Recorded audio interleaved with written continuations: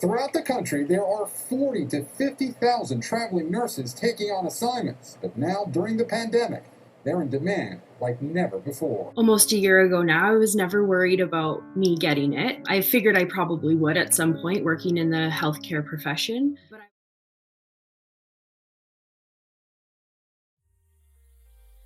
Hey, what up, y'all? It's me, your boy, Lil D, coming at you from the den with another nursing video. Now, imagine being offered $7,000 a week to work as a nurse, but the catch is that you'll be working only on a COVID unit. Would you do it? Now, before we get into this topic though, go ahead and give this video a like and subscribe. I post nursing related videos 2 times a week here on this channel on Wednesdays and Sundays. So if there's something you want me to talk about nursing related, leave it in the comments down below. But yeah, let's get straight into it. Now honestly today I really didn't want to film that much just because I just got done working 4 days in a row and I was so exhausted last night after my 4th shift. I came straight home, I ate, and I climbed right into bed. I literally laid in bed from 8:30 last night until 8 o'clock this morning. That's how tired I was. And I didn't think I'd be making a video on this topic,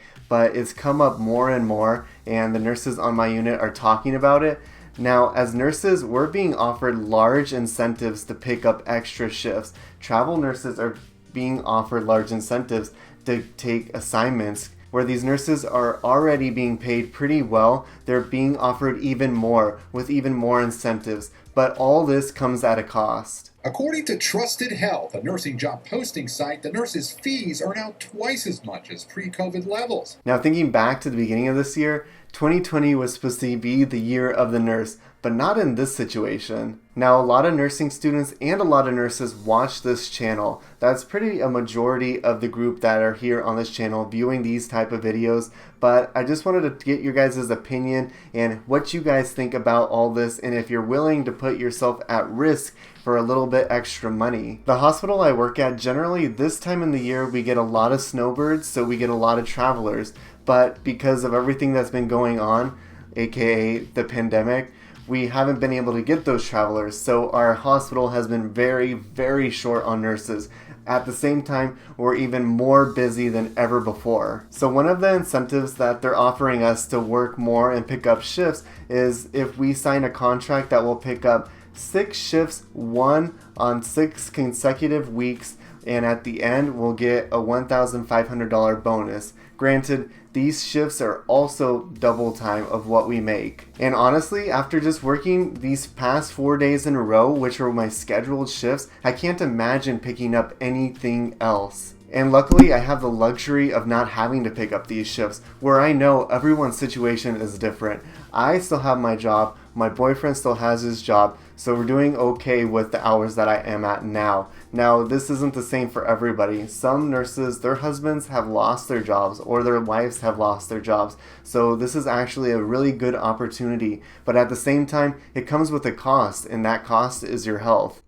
To get a little bit more insight, because I live in Arizona, I called my friend Trish, who lives over in California, to see if they're offering any incentives. Now, unfortunately, the audio got disconnected from the clip, and I did not want to call her back because she's super busy studying for school.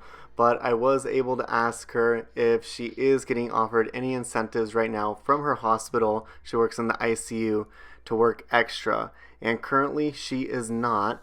But she does have a friend who works on her unit as well in the ICU, and he did pick up a position as a travel nurse at another hospital. So for 3 months he worked both hospitals 6 days a week, but the incentives that they were offering him were so high he made around $30,000 in 3 months, and he was able to pay off all of his school loans, which I think is really amazing.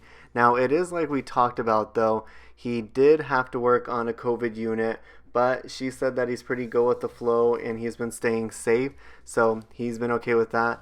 And yeah, he was able to make that much money to pay off school loans, so I could see it being worth it. But working 6 days a week, wow. I am sad though that the audio did get cut off. I'll leave the link to her YouTube account down below. She does make nursing related videos, which are really good. She puts out 1 video a week, but yeah, I asked my friend Vera, which you've seen her a lot on this channel, if she was going to do it, and she says you cannot pay her to be exposed any more than she already is. And that's a really good point. Even though this incentive is so nice, it does come at a cost, and we're already at high risk being in the hospitals. Our patients in their rooms, they're tested, but they're not wearing masks laying in bed, and all we're wearing are surgical masks. Now, we can wear our N95s all day or our respirators, but that is up to the nurse. Whereas the people on the COVID units, they must be wearing an N95 or a respirator. This latest wave, the most dire shortage nationwide, is not always beds, ventilators, or protective gear. It's people. Now at this time, I really want to get your guys' perspective, so if you could leave it in the comments down below, what is a good price for you to be willing to pick up extra shifts? Or is there no amount of money that's going to risk you getting even more exposed? Now, we could be short nurses because all the traveler nurses are maybe going to New York or going to California or Florida and getting those large incentives, but we are also short nurses because some nurses have left the bedside completely. And this is saying something because we are not only short because of travelers. That's not the only thing that keeps us afloat. I know many of nurses who have left the bedside because they do not feel safe. They do not want to put their family at risk. Maybe they're pregnant, maybe they have children at home. So there are many other factors that go into it, and they're willing to step away from their career, their license, in order to keep themselves safe. And as for myself, I think you already got the gist of where I'm going with this whole video, but there isn't enough incentive to make me want to work more. I'm already pretty tired of working at the bedside. I'm exhausted after my 4 shifts, and today I planned on sleeping all day, but with these incentives and people talking about this more and more, I really wanted you guys to sound off in the comments and hear your guys' opinion if there is an amount of money that you can be paid to put yourself at risk. Although the incentive that my work is offering is pretty nice, I've heard rumors of facilities offering up to $7,000 a week to nurses to work strictly on a COVID unit. Now, that is a large money and that is a big decision to make, but at the same time, there are a lot of other things that you have to take into consideration. That is pretty much it for this video though. Make sure you check out one of my other nursing related videos right here. But yeah, I really just wanted to get your guys' input in the comments, so make sure you sound off and I'll respond to every single comment. But would you work $7,000 a week on a COVID unit or would you pass? Anyways, I'll talk to you guys later. Thanks. Bye.